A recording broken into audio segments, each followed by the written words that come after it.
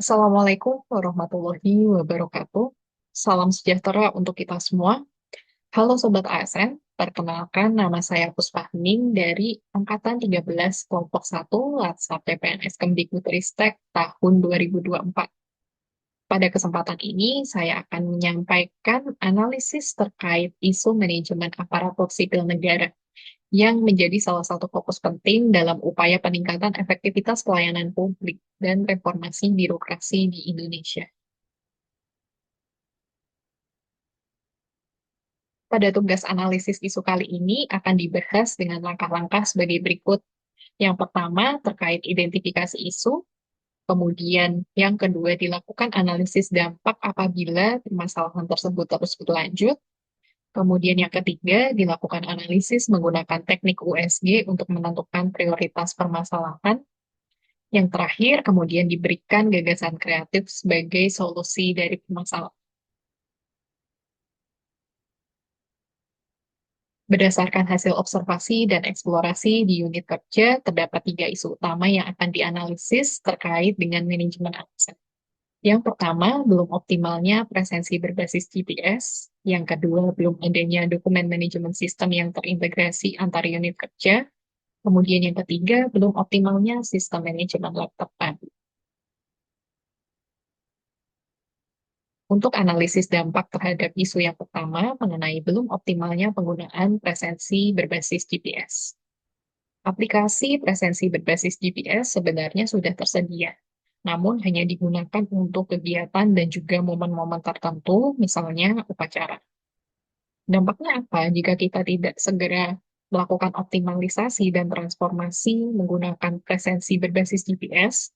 Yang pertama, bisa mengurangi fleksibilitas kerja, karena harus berada di titik presensi yang disediakan.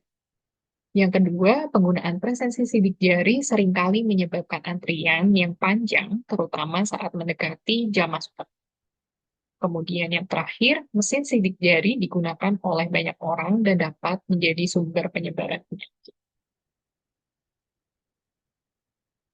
Untuk analisis dampak terhadap isu yang kedua tentang belum adanya dokumen manajemen sistem yang terintegrasi antar unit kerja, jadi, DMS atau dokumen manajemen sistem ini memungkinkan penyimpanan dokumen secara terstruktur dan terorganisir, sehingga mudah ditemukan dan dikelola. Dampaknya apa jika kita tidak segera bertransformasi menggunakan DMS? Yang pertama, proses persuratan dan pengarsipan jadi lambat dan rawan terjadi kehilangan data.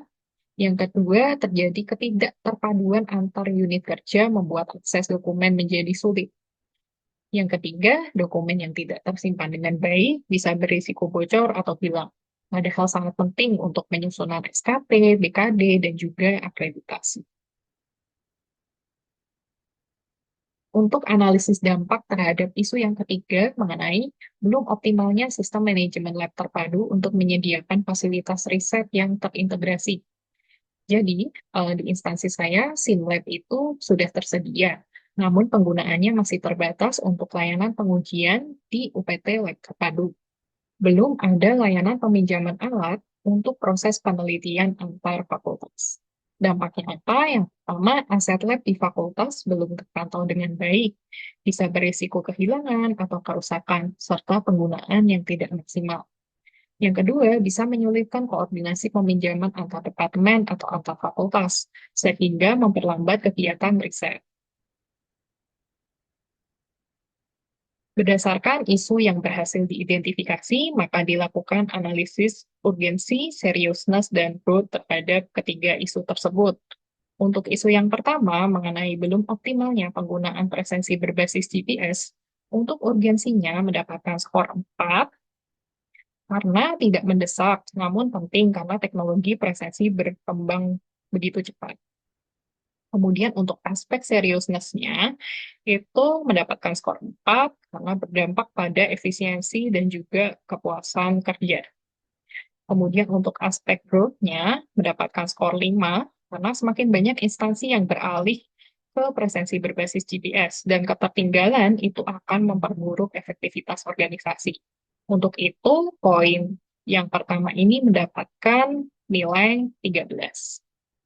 Kemudian untuk isu yang kedua mengenai belum adanya dokumen manajemen sistem yang terintegrasi antar unit kerja, untuk aspek urgensinya mendapatkan skor 4 karena sudah ada sistem dengan cara lama yang digunakan namun belum dilakukan transformasi dan juga optimalisasi. Kemudian untuk seriousness-nya mendapatkan poin 5 karena dapat mempengaruhi seluruh organisasi dan juga bisa menyebabkan potensi kerugian data. Kemudian untuk growth-nya mendapatkan skor 5 karena ke depan kebutuhan akan pengelolaan dokumen yang terintegrasi semakin meningkat. Untuk itu mendapatkan poin sebanyak 14. Kemudian untuk isu yang terakhir mengenai belum optimalnya sistem manajemen lab terpadu, itu untuk aspek urgensinya mendapatkan skor 5, karena sebagai dosen yang dituntut melakukan riset, hal ini sangat penting untuk segera ditindaklanjuti. Untuk seriousness-nya mendapatkan skor 5 karena berdampak langsung pada produktivitas riset. Untuk growth-nya mendapatkan skor 5 karena dengan peningkatan volume riset dan juga kolaborasi, kebutuhan akan sistem manajemen lab terpadu akan meningkat. Dan untuk itu dia mendapatkan skor 15. Dan di sini bisa dilihat bahwa isu yang ketiga mengenai belum optimalnya sistem manajemen lab terpadu ini menjadi prioritas pertama yang akan diangkat dan dibahas lebih lanjut dan diberikan gagasan kreatif. Kemudian apa yang bisa dilakukan untuk mengatasi belum optimalnya sistem manajemen lab terpadu? Jadi yang pertama bisa dilakukan digitalisasi proses peminjaman alat. Yang kedua bisa dilakukan optimalisasi pengelolaan inventaris dan pemeliharaan alat.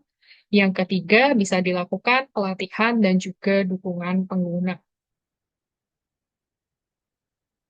Untuk strategi yang pertama mengenai digitalisasi proses peminjaman alat, bisa dilakukan melalui yang pertama pengembangan portal online. Jadi, kita bisa membuat portal online yang terintegrasi di mana peneliti dan mahasiswa dapat melihat ketersediaan alat, mengajukan permintaan peminjaman, dan menerima persetujuan secara otomatis. Portal ini juga dapat mencakup fitur untuk melacak status peminjaman dan juga pengembalian alat.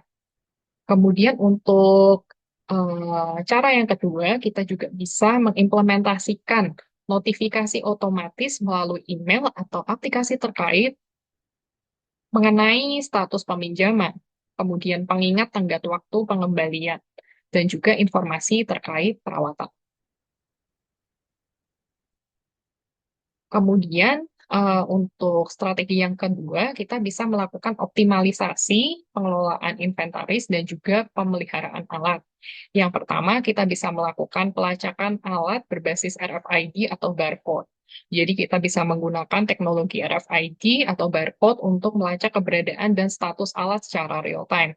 Ini memungkinkan staf laboratorium untuk dengan mudah mengelola inventaris dan memastikan ketersediaan alat yang digunakan. Kemudian kita juga bisa mengintegrasikan jadwal pemeliharaan rutin dalam sistem untuk memastikan alat selalu dalam kondisi optimal sebelum digunakan. Informasi tentang kapan alat terakhir kali diservis dan kapan perlu dilakukan pemeliharaan berikutnya itu dapat diakses juga oleh pengguna. Kemudian yang terakhir, mengenai pelatihan dan dukungan pengguna. Jadi, kita bisa menyediakan pelatihan bagi staf laboratorium, peneliti, dan mahasiswa terkait cara menggunakan sistem manajemen lab terpadu, termasuk proses peminjaman, pelacakan, dan juga pelaporan masalah.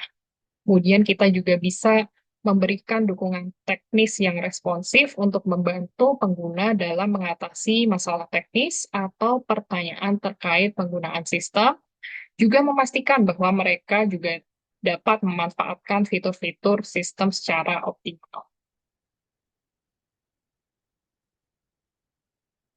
Jadi, kesimpulannya, digitalisasi proses peminjaman, optimalisasi pengelolaan inventaris, serta pelatihan Dan juga dukungan pengguna merupakan langkah-langkah strategis yang dapat meningkatkan efisiensi dan efektivitas sistem manajemen lab terpadu dalam melayani peminjaman alat untuk riset.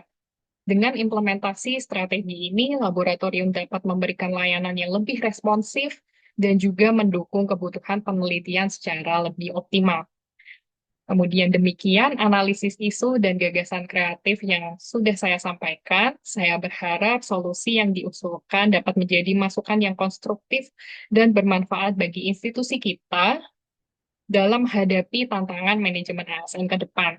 Semoga sebagai ASN senantiasa dapat mengimplementasikan nilai-nilai berakhlak dan terus bangga melayani bangsa.